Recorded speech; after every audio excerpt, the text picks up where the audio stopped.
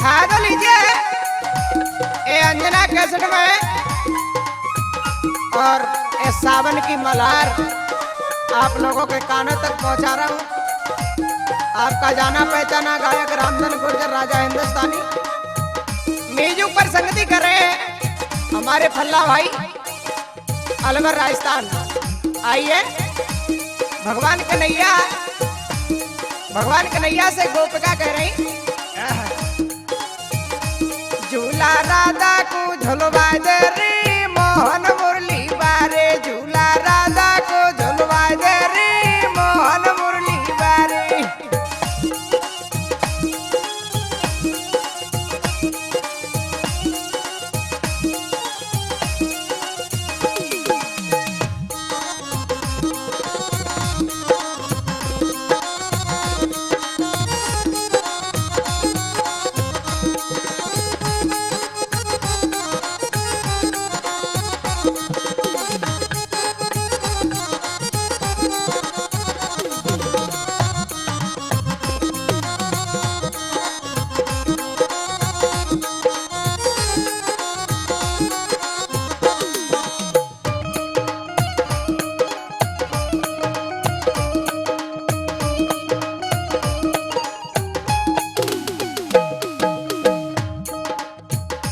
छोटा जोर से लगावे रे काना बंसी बारी,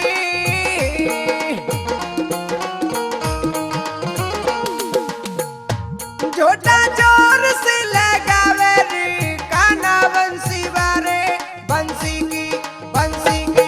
बंसी की धुनी सुनावे रे मोहन मुरली बारे, झूला राधा को झुलवाए दे रे काना बंसी बारे।